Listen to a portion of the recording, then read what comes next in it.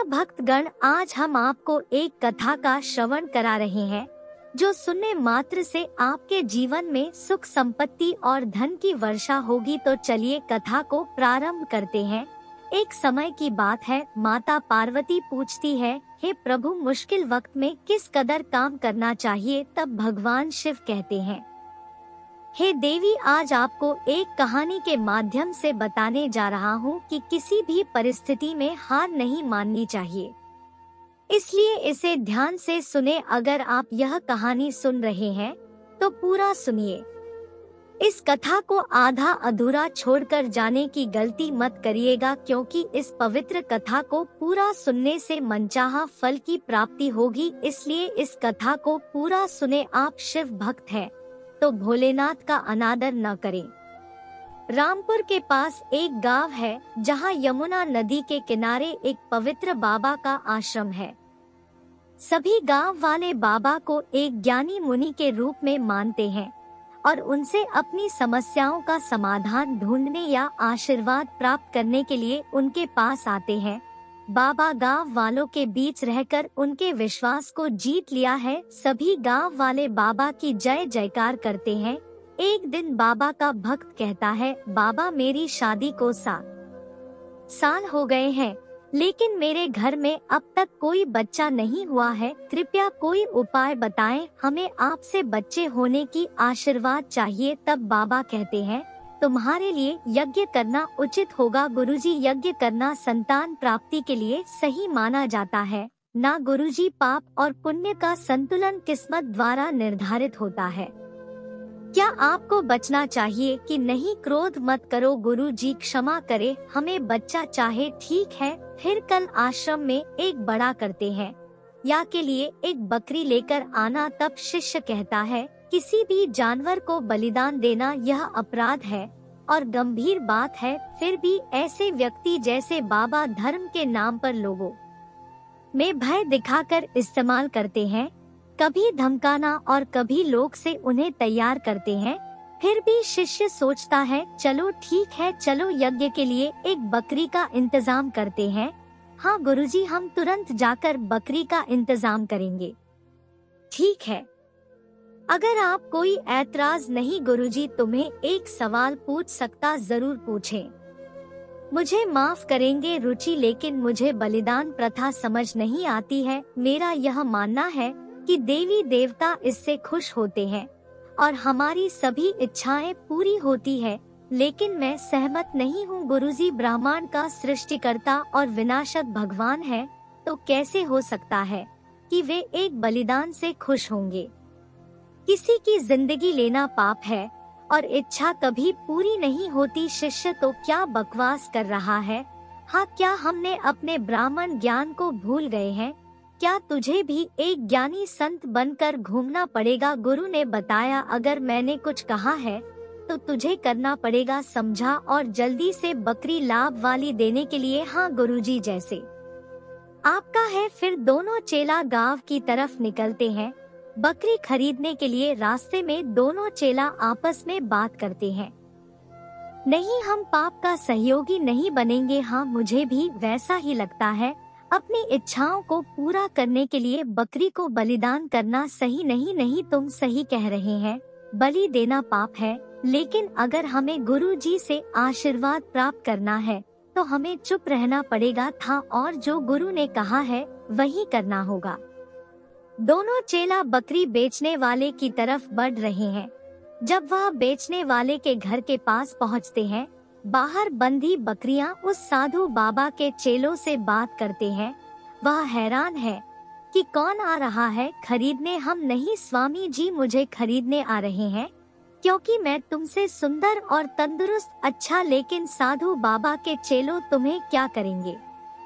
बेवकूफों, मुझे अपने आश्रम ले जाएंगे, रोज ताज़ा चारा खिलाएंगे, रोज खेलेंगे और बदले में मैं उन्हें रोज अपने दिल से ताज़ा दूध दूंगी। देखो कितने भाग्यशाली है वह बकरियां जो स्वामी जी उन्हें ले जाएंगे, क्यों नहीं? और मैं तो लगी बकरी है, बस इंतजार करो और देखो। बकरियां महसूस करती है कि जो साधुओं उन्हें खरीद रहा है वह उन्हें आश्रम ले जाएगा, लेकिन उन्हें पता नहीं है का यह 2 चेला ढोंगी बाबा की अगुवाई कर रहा है और वह बकरियों को बलि देने के लिए ले जा रहा है।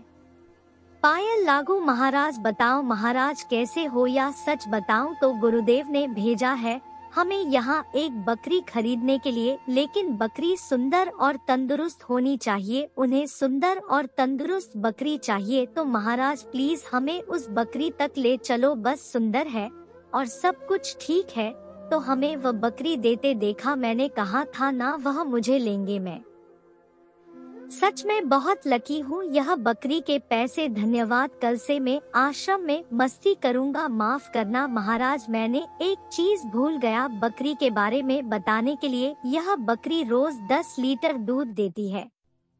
अरे भाई, हमें दूध नहीं चाहिए, हमें बकरी चाहिए। हमें यह बकरी बलि देने के लिए चाहिए।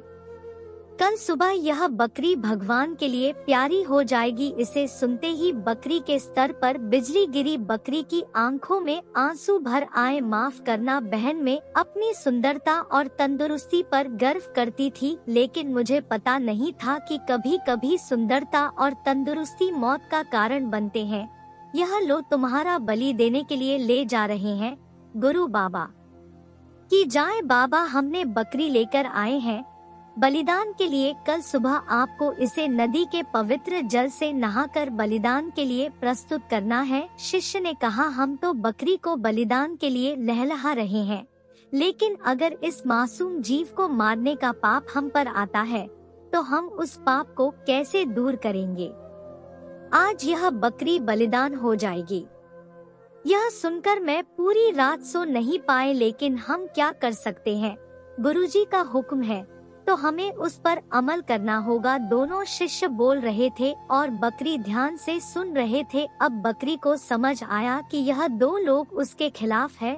फिर बकरी ने सोचा कि मौत को चुपचाप सहन नहीं कर सकते हैं, इसलिए बकरी ने फैसला किया, अपनी बुद्धि का इस्तेमाल करूंगा। शिष्यों ने बकरी को नहलाने के बाद उसे आश्रम की तरफ ले जाते हुए बकरी ने कहा, तुम दोनों को सुनते हुए मुझे लगा तुम अच्छे इंसान हो। हम तो सचमुच इंसान हैं, इसलिए मरने से पहले मैंने सोचा तुम्हारे साथ कुछ शेयर करूं। कैसी बात है, आज मैं बलि के नाम पर बलिदान हो जाऊंगी। फिर भी मैं बहुत खुश हूँ, क्योंकि मुझे तुम्हारे गुरुजी की हरकतें बेवकूफ वाली है। बकरी पहले हंसता हुआ देखकर फिर रोते हुए दोनों शिष्य हैरान हो गए। इसलिए दोनों शिष्यों ने बकरी से पूछा, सुन बकरी, तूने हमें उलझा दिया है। आज तेरा कत्ल होने वाला है, फिर भी तो खुशी के साथ जोर से हंस रही थी। फिर तुझे अचानक रोते हुए देख हम समझ नहीं पाए। बता, तूने ऐसा क्यों किया? यह तो राज की बात है, मेरे मरने के बाद तुम्हें पता चलेगा। बकरी ने अपनी अक्ल का इस्तेमाल करके अपनी जान बचाने का तरीका ढूंढना शुरू किया। शिष्यों को अजीब लगा कि बकरी पहले हंस रही थी फिर रो रही थी। जब उनकी बातें चलती रही, दोनों शिष्य बकरी के साथ आश्रम तक पहुंच गए। गुरुजी, आज कुछ अजीब हुआ है। यह बकरियां आप पर जोर से हंस रही थी। मुझे हैरत हुई कि उनको इतना मजा क्यों आया था। फिर अचानक गुरुदेव वो जोर से रोने लगी। क्या बात है? जब मैंने पूछा तो पता चला कि एक राज जो बकरियां सच बोल देती है अपनी मौत से पहले। और यह राज क्या है? तब बाबा जी बकरी कहती है, अगर तुम्हें मेरी कुर्बानी चाहिए तो खुशी खुशी ले लो, मैं तैयार हूँ मरने के लिए। मोटवानी है। फिर बाबा कहते हैं, तो हंस रही है, बता क्या बात है?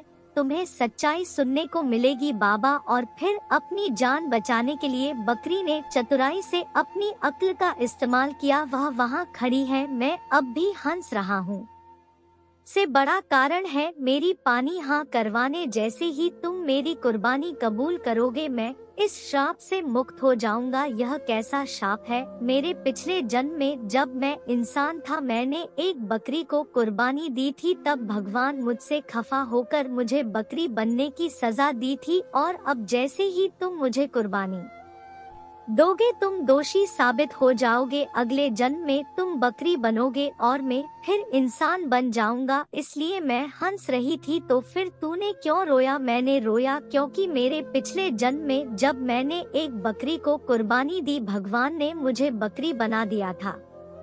अब इस जन्म में अगर तुम मुझे कुर्बानी दे दोगे तो भगवान तुम्हें बकरी बना देंगे। तुम्हारी बुद्धि माता के बावजूद बकरी बन जाना दुख लायक होगा। बाबा बकरी के शब्द सुनकर परेशान होकर उन्हें अपने अगले जन्म की चिंता होने लगी और पश्चाताप हुआ। तब बाबा ने कसम खाई कि आज के बाद में कभी भी किसी को कुर्बानी नहीं देंगे। आज से हमारे आश्रम में कोई भी जीव आहुति नहीं दी जाएगी। इस बकरी को अब हमारी प्यारी बकरी बनाया जाए। इसे रोजाना ताजा चार खिलाना है, रोजाना नहाना है और रोज खेलना है। गुरु जी की कृपा, अब मैं रोजाना प्यार से ताज़ा दूध प्रदान करूंगा। इस बकरी ने हिम्मत और बुद्धिमानी के साथ अपनी जिंदगी बचाई और समाज को यह संदेश दिया है कि मुश्किल वक्त में हार नहीं माननी चाहिए। हर मुश्किल को हिम्मत और चतुराई से सामना करना जरूरी है। भगवान शिव इतना कहकर इस कहानी का समापन किया। इस वीडियो को बोलते समय कोई त्रुटि हो तुम्हें क्षमा चाहती हूँ।